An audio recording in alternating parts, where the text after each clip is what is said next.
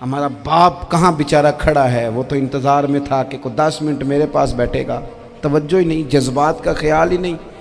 حضرت عائشہ صدیقہ بات سن کے عرض کرنے لگی، یا رسول اللہ مجھے رب محمد کی قسم ہو، میں صرف نام چھوڑتی ہوں، میرے دل میں ہر وقت مدینے والے محبوب ہی رہتے ہیں، نام ہی چھوڑتی ہوں صرف۔ او میرے دوست تھوڑا سا جا، اور دوسرا عرض کروں گا، دولت اگر بہت عالی چیز ہوتی نا، بہت قیمتی، تو سب سے زیادہ سیدہ عائشہ کے گھر میں ہوتی۔ اگر پیسوں سے ہی سکھ آتا تو پیسے سب سے زیادہ حضرت فاطمہ الزہرا کے کاشانہ نور میں ہوتے۔ او میرے بھائیوں، سونا وقت محبتوں سے گزارا جا سکتا ہے۔ او بھائی، میں نے تو اپنے گھر میں یہ دیکھا کہ میرے والد صاحب گرمی آتی تو فرماتے، او لو بھائی تانوں پرواہ نہیں، میں تواڈے پڑھولے چ دانے پا دیتے نے تے تواڈی ماں نے مرتبان چ اچار پا دیتا ہے، لو اب تمہیں کہیں جانے کی ضرورت نہیں پڑے گی۔ اس پہ بھی وقت بڑا اچھا گزرتا تھا، اس پہ بھی ٹائم بڑا اچھا۔ 6 کھانے کھا کے بچے نخرے کر رہے ہیں۔ میں نے اپنے والد صاحب سے ایک دن کہا، میں کہ ابا جی تانوں پسند کی ہے؟ فرمان لگے، پتر جے تے لگی ہوئے بھوک پھر تے ہر شے، اور اگر بھوک نہ ہو تو پھر نخرے ہی نخرے ہیں، پھر کیا پسند ہونا ہے؟ طبیعت نہیں۔ اپنے گھروں میں، اپنے دوستوں میں اطمینان پیدا کریں، اضطراب سے باہر آئیں۔ اور ایک بات اور عرض کرنی ہے، یاد رکھنا، تقریر باہر چلتی ہے، گھر میں نہیں چلتی، گھر میں عمل چلتا ہے۔ گھر جا کے آپ لیکچر دینا، نماز پڑھا کرو، نماز پڑھا کرو، نماز پڑھا کرو، نماز پڑھا کرو، تو کوئی نہیں پڑھتے گھر والے۔ آپ گھر میں نماز خود شروع کر دیں۔ نبی پاک صلی اللہ علیہ وسلم نے فرمایا، گھروں کو قبرستان نہ بناؤ، کچھ نفلی نمازیں گھر میں بھی پڑھا کرو۔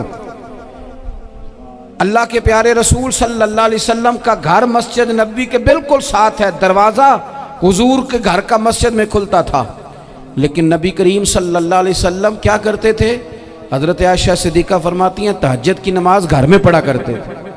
گھر میں حضور تہجد کی نماز پڑھتے، اگرچہ گھر میں دشواری تھی، کچھ عبادات، کچھ نمازیں گھر کے اندر بھی انسان پڑھے۔ توجہ کرے، ویسے تو ہم ایک اذان سن چکے ہیں، لیکن یہ کوئی زیادہ ہی قریب ہے، اسے بھی سن ہی لیا جائے۔ اچھا جی، سن لیں جی، اذان سن لیں۔ ویسے ایک ہی اذان سننا ضروری ہوتا ہے جب زیادہ ہو رہی ہوں، میں بھی بس بات سمیٹنے ہی لگا تھا، اذان کو مکمل ہو لینے تھے۔ ایک آخری گزارش آپ حضرات سے کرنی ہے، اتنا بڑا مجمع ہے، اتنے سارے لوگ تشریف لائے ہیں، ایک گزارش آپ حضرات کی خدمت میں رکھ کے بس میں نے بات کو سمیٹنا ہے۔ 2 باتیں میں نے آپ کی خدمت میں عرض کی ہیں، ایک تو دینی علم کا ذوق پیدا کریں، اور دوسرا اپنے گھروں میں تھوڑا ٹھہراؤ لائیں، تھوڑا سا اپنے، یہ بچوں کے دستار فضیلت کا اجتماع تھا اس لیے میں نے یہ بات عرض کی، اپنے گھروں میں تھوڑا حوصلہ قناعت لائیں۔ حضرت عائشہ صدیقہ رضی اللہ تعالیٰ عنہ فرماتی ہیں، ایسا نہیں تھا کہ ہمارے گھر کے اندر مال نہیں آتا تھا، اللہ کے فضل سے بڑا کچھ آتا تھا، لیکن فرماتی ہیں ہم اثار کر دیا کرتے تھے۔ حضور کا مزاج اثار کر دینے کا ہے۔ یاد رکھنا، شمع سے اگر کئی شمع جل جائیں تو اس کی روشنی میں کبھی کمی نہیں آتی، ہزاروں دیے بھی جل جائیں تو یہ دیے ماند نہیں پڑتے۔ مہنگائی بڑی زور کی ہو گئی، غریب آدمی کی آزمائش بڑھ گئی، ہمیشہ مہنگائی سے غریب لوگ متاثر ہوتے ہیں۔ امیروں کی تو چیزیں مہنگی ہو جاتی ہیں، وہ تو سنگل انہوں نے جمع کی ہوتی ہیں، مہنگی ہوتی ہیں تو ڈبل میں بیچتے ہیں، غریب پستا ہے۔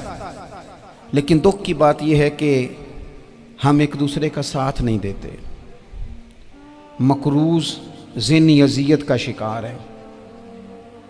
3 دن ہے نا عید کے، تو ایک جوڑے سے بھی گزارے جا سکتے ہیں، ایک سے بھی۔ اکثر لوگ تو ویسے ہی عید کی نماز پڑھ کے سو جاتے ہیں، اور جو بیدار بھی ہیں وہ بھی کپڑے بدل کر کے جانور کے ذبح میں مشغول ہیں۔ ہم نے اس عید پہ کوشش کرنی ہے کہ ہماری گلی میں، ہمارے محلے میں، ہمارے دائیں بائیں تھوڑا سفر کریں، بچوں کو دیکھیں، سرکاری سکول سے نکلتے بچوں کو دیکھیں، مساجد مدارس سے نکلتے بچوں کو دیکھیں۔ ہم نہ ایک ایک 2 کا ساتھ دیں۔ یہ جتنی سیاسی جماعتیں کام کر رہی ہیں، جن کی حکومت تھی، جن کی ہے، پتہ نہیں کل کس کی آئے گی، میں تو ذاتی طور پر ان سے پورا مایوس ہوں۔ مجھے تو نہیں لگتا کہ جتنے لوگ آج تک حکومت کر چکے ہیں، بار بار آتے ہیں یا پچھلی حکومت گئی ہے، ان کے پاس کوئی پلان ہی نہیں ہے ये तो बेचारे एक दूसरे की टांगें खींचने के अलावा ना कुछ कर सके हैं, ना उम्मीद है कुछ करेंगे। लेकिन गरीब की तकलीफ़ बढ़ गई है। मेरे पास बीसियों लोग आते हैं, आते तो वो दुआ का कहने हैं, आते तो सिर्फ ये बताने हैं कि इस मुश्किल में हूँ दुआ करना। लेकिन दोस्तों, लोगों की बातें सुन के बड़ी तकलीफ़ होती है।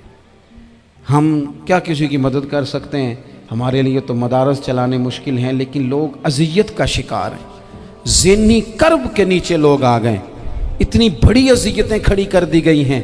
थोड़ा थोड़ा देखो, 2 का खाना 3 भी तो खा ही सकते हैं ना, 3 का खाना 4 भी तो खा ही सकते हैं ना। मेरे महबूब ने हमें ये नहीं कहा था ज़्यादा गोश्त पकाना, बल्कि रसूल पाक ने तो रंग ही बड़ा सादा दिया है। करीम ने फरमाया, आयशा शोरबा ज़रा ज़्यादा कर लो, पड़ोसियों को भी सालन दे देंगे, थोड़ा शोरबा ज़्यादा कर लो, इसी को बढ़ा लो, थोड़ा शोरबा बढ़ा लें, थोड़ा थोड़ा एक दूसरे की मदद करें, दस्त शफ़क़त रखें। गलियों में सुनसान लोग, अब तो लोग एक दूसरे से दुख भी नहीं कहते, वो कहते हैं देना किसी ने है कुछ नहीं, और तमाशा अलग से बन जाएगा। दोस्तों, हमने खुद एक दूसरे का हाथ बटाना है। जो लोग साहिब सरवत हैं, देखो एक ही बाप की औलाद होती है, एक को अल्लाह बड़ा नवाज देता है, 2-3 कमज़ोर रह जाते हैं, उसको चाहिए वो दूसरों पे दस्ते शफ़क़त रखे। एक गली में सारे लोग एक ही कबीले के, एक ही इलाके के, एक आगे निकल गया है, उसे चाहिए वो दूसरों का ख्याल करे। अज़ीज़ भाइयों, हमने इस कमर तोड़ महंगाई के दौर में, मैंने जुमे में अमीर लोगों से कहा था कि कुर्बानियाँ करनी तो है ही, तो तुम तो सारा साल गोश्त खाते हो। क्या आपको बताऊं कि हम उस वतन में रहते हैं यहाँ फ्रिज और फ्रीज़र बड़ी इससे पहले ज़्यादा बिकते हैं। फ्रिज नहीं ले आओ, बड़ी ले आओ, चूँकि गोश्त सेव करना है, सारा साल भी तो मिलता है ना अमीरों। मैंने तो कहा था उस गांव में ले जाओ जहाँ कुर्बानी कोई नहीं कर रहा, ज़िबाई वहाँ जाके कर लो। थोड़ी सी गुंजाइश बनाएं अपने दिलों में। ये ज़रूरी नहीं कि सामने वाला आपका शुक्रिया भी अदा करे। हज़रत आयशा सिद्दीक़ा रज़ी अल्लाह ताला अन्हा, अम्मा जी एक कनीज़ रखी हुई थी, हज़रत उस्मान गनी ने दी थी कि आपकी खिदमत करेंगी। तो वो कनीज़ कहती है कि अम्मा जी तो मेरी भी रोटियां पका देती थी, वो तो मेरे लिए भी खाने का अहतमाम कर देती थी, लेकिन कोई दरवाज़े पे अगर मांगने आता तो हज़रत आयशा सिद्दीक़ा मुझे कहती इसे खैरात दे आओ। तो मैं कहती अम्मा जी ये काम तो लोग दौड़ के करते हैं और आप ये मुझे कह रही हैं मैं कर दूं? तो हज़रत आयशा फरमाती जब कोई बंदा किसी को देता है तो वो शुक्रिया अदा करता है। मैं चाहती हूँ वो शुक्रिया भी तेरा ही अदा कर जाए, मैंने जो अजर लेना है वो रब की बारगाह से लेना है। तो मेरे भाई अपनी ज़िंदगी में थोड़ा सा तो दिल बड़ा करें, थोड़ी थोड़ी गुंजाइश पैदा करें। और ये ज़रूरी नहीं कि उस बंदे का आपसे बड़ा अच्छा सलूक ही हो, ना भी हो उस गरीब का सलूक अच्छा, तो बाज़-औक़ात बंदा गरीबी में तल्ख़ भी तो हो ही जाता है ना। बाज़-औक़ात इंसान पे गुर्बत ज़्यादा आ जाए तो उसकी तबीयत भी तो, बीमार आदमी सख्त भी तो हो जाता है। तो मेरी आपसे ये गुजारिश है कि ये जो दिन चल रहे हैं वो हमारे यहाँ हमारे हुक्मरान कहते हैं मज़ीद सख्त फ़ैसले करने पड़ेंगे।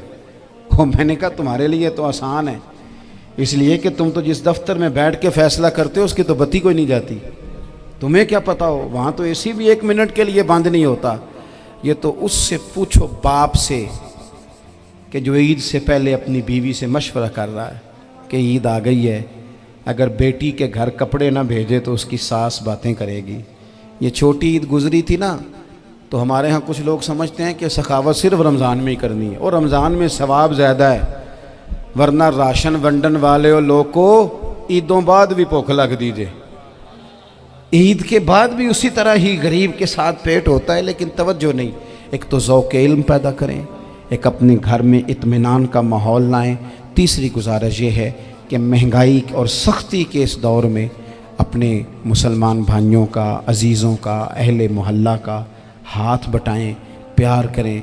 अल्लाह के हुजूर दुआ है अल्लाह हमारी इस हाज़री को कबूलियत का शरफ़ अता करे। आखिर दावा या अनिल हम्दुलिल्लाह रब्बिल